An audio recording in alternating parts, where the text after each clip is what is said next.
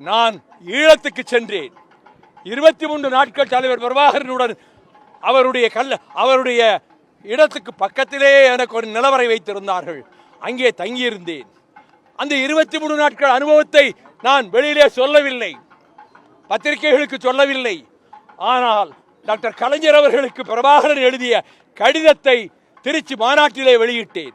அந்த கடிதத்திலே சொன்னார், இங்கே இருக்கக்கூடிய எம்பிக்கள் தேர்ந்தெடுக்கப்பட்டு இனத்துக்கு வஞ்சகமும் துரோகமும் செய்துவிட்டு கைக்கூலிகளாகிவிட்டார்கள் சிங்களவனுக்கு.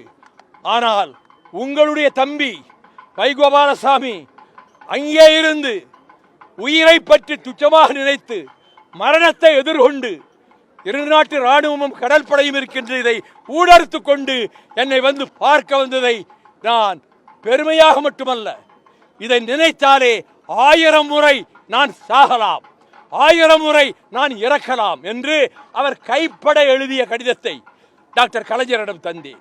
திருச்சி மாநாட்டிலே வெளியிட்டேன். எந்த பத்திரிகையும் அதை வெளியிடவில்லை. நான் அதை பற்றி கவலைப்படவில்லை. ஆதாரங்கள் இதை போல இன்னும் 100 கணக்கிலே என்னிடம் இருக்கின்றன. அவற்றையெல்லாம் நான் வெளியிடவில்லை. அது வெளியிடுகிற காலம் வரும்.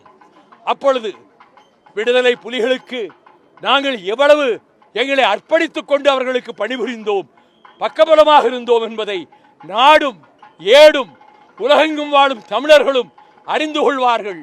முத்துக்குமார் முதல் 19 பேர் செத்து மடிந்தார்களே, அவர்கள் உடல்களை தழுவி எழுந்த தழல் மீது ஆணை, அவர்கள் உடலை பற்றி எரித்து சாம்பலாக்கிய நெருப்பின் மீது ஆணை, எந்த நோக்கத்துக்காக அவர்கள் தியாகம் செய்தார்களோ அந்த நோக்கத்துக்காக நாங்களும் தியாகம் செய்ய தயாராக இருக்கிறோம், போராட தயாராக இருக்கிறோம், பாடுபட தயாராக இருக்கிறோம்.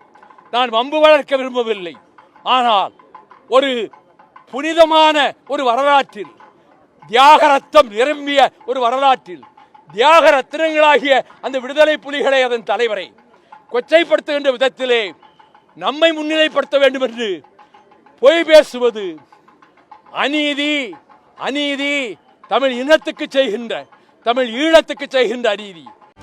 செய்திகளை உடனுக்குடனும் துல்லியமாகவும் தெரிந்து கொள்ள சப்ஸ்கிரைப் பண்ணுங்க.